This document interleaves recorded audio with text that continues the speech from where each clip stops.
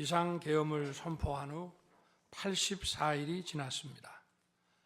제 삶에서 가장 힘든 날들이었지만 감사와 성찰의 시간이기도 했습니다. 저 자신을 돌아보면서 그동안 국민들께 과분한 사랑을 받아왔다는 생각이 들었습니다.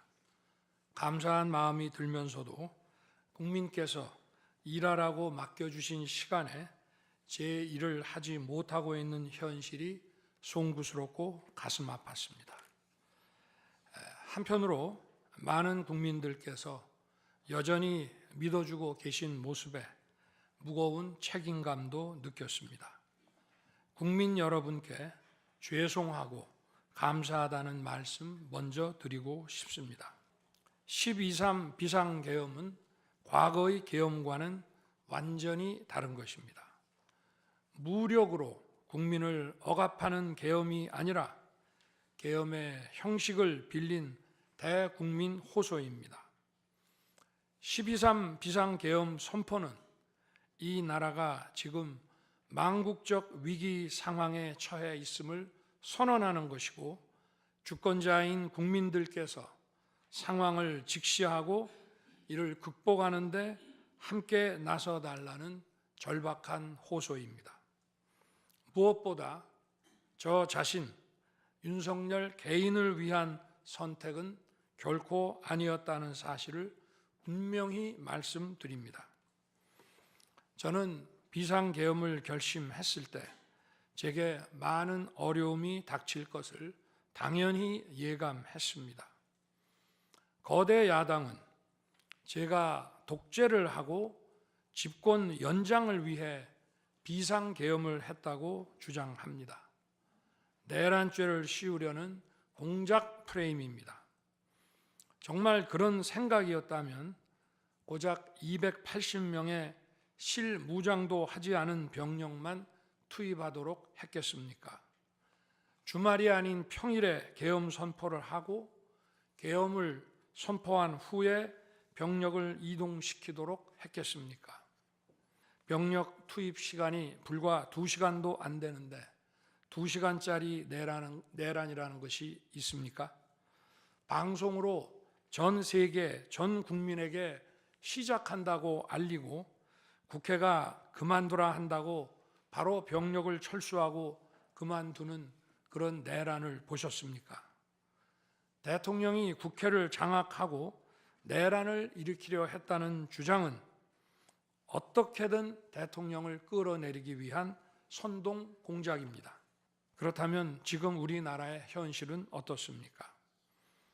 국가 비상사태가 아니라고 단언할 수 있습니까?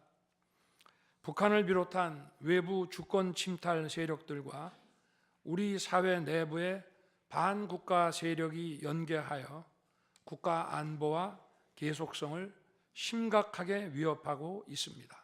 당장 2023년 적발된 민주노총 간첩단 사건만 봐도 반국가 세력의 실체를 쉽게 확인할 수 있습니다. 이들은 북한 공작원과 접선하여 직접 지령을 받고 군사시설 정보 등을 북한에 넘겼습니다. 지난 대선 직후에는 대통령 탄핵의 불씨를 지필하면서 구체적인 행동 지령까지 내려왔습니다.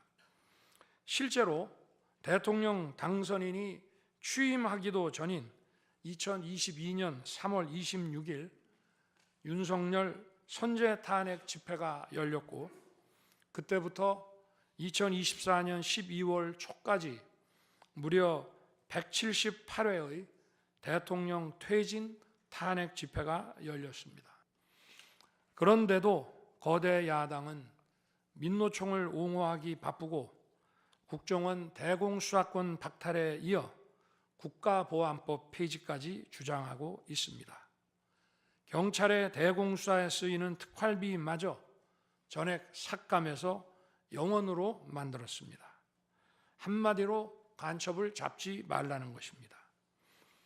작년에는 중국인들이 드론을 띄워 우리 군사기지, 국정원, 국제공항과 국내 미군 군사 시설을 촬영하다 연이어 적발되었습니다. 이들을 간첩죄로 처벌하기 위해서는 법률을 개정해야 하는데 거대 야당이 완강히 거부하고 있습니다. 1차 대통령 탄핵 소추안에는 북중러를 적대시하는 것이 탄핵 사유라고 명기했습니다. 190석에 달하는 무소불위의 거대 야당이 우리나라와 우리 국민 편이 아니라 북중러의 편에 서 있는 것입니다. 이러한 상황이 국가 위기 상황이 아니면 뭐란 말입니까? 거대 야당은 제가 대통령에 취임한 이후, 아니 취임하기도 전부터 지금까지 지속적으로 끈질기게 정부의 권능을 마비시켜 왔습니다. 마치 정부를 마비시키는 것이 유일한 목표인 것처럼 국회의 권한을 마구마구 휘둘러 왔습니다. 국무위원들은 물론이고 방통위원장, 검사, 감사원장에 이르기까지 탄핵하고 또 탄핵했습니다. 탄핵 사유가 되는지 여부는 전혀 중요하지 않았습니다. 심지어 거대 야당 대표를 노려봤다고 장관을 탄핵하기도 했습니다. 거대 야당은 자신들의 당 대표를 수사하는 검사들도 줄줄이 탄핵하고 서울중앙지검장까지 탄핵했습니다. 급기야 거대 야당은 지난 정부의 이적 행위를 감사하던 감사원장까지 탄핵했습니다. 2023년 중앙선관위를 포함한 국가기관들이 북한에 의해 심각한 해킹을 당했습니다.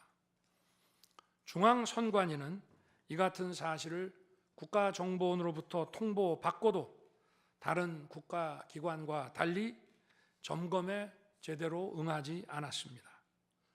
나중에 채용비리 사건 때문에 울며 겨자 먹기로 응한 일부 소극적 점검 결과 심각한 보안 문제가 드러났기 때문에 중앙선관위 전산 시스템 스크린 차원에서 소규모의 병력을 보낸 것입니다.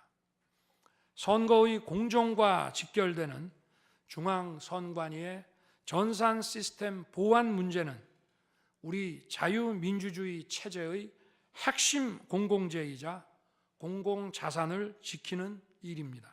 이런 조치들의 어떤 부분이 내란이고 범죄라는 것인지 도대체 이해할 수가 없습니다. 우리 국민들께서 전국 어디에 사시든 공정한 기회를 누리며 행복하게 살 수 있도록 만들어서 진정한 국민 통합을 이루고 싶었습니다. 다시 그렇게 일할 기회가 있을까 마음이 아립니다. 제가 직무에 복귀하게 되면 나중에 또다시 계엄을 선포할 것이라는 터무니없는 얘기도 있습니다. 결코 그런 일은 없을 것입니다.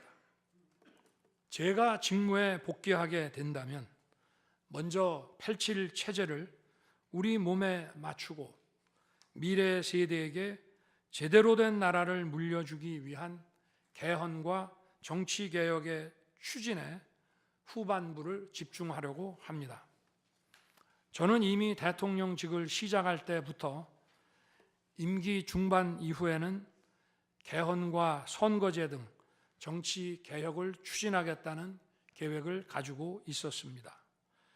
현직 대통령의 희생과 결단 없이는 개헌과 정치개혁을 할 수 없습니다.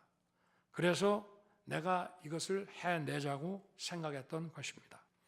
자녀 임기에 연연해하지 않고 개헌과 정치개혁을 마지막 사명으로 생각하여 87 체제 개선에 최선을 다하고 싶습니다. 그렇게 되면 현행 헌법상 자녀 임기에 연연해할 이유가 없고 오히려 제게는 크나큰 영광이라고 생각합니다. 그리고 국정 업무에 대해서는 급변하는 국제 정세와 글로벌 복합 위기 상황을 감안하여 대통령은 대외 관계에 치중하고 국내 문제는 총리에게 대폭 위임할 생각입니다. 촉박한 일정의 탄핵 심판이었지만 충실한 심리에 애써주신 재판관님들께 깊이 감사드립니다. 그리고 사랑하는 대한민국 국민 여러분, 국가와 국민을 위한 계엄이었지만 그 과정에서 소중한 국민 여러분께 혼란과 불편을 끼쳐드린 점 진심으로 죄송스럽게 생각합니다. 감사합니다.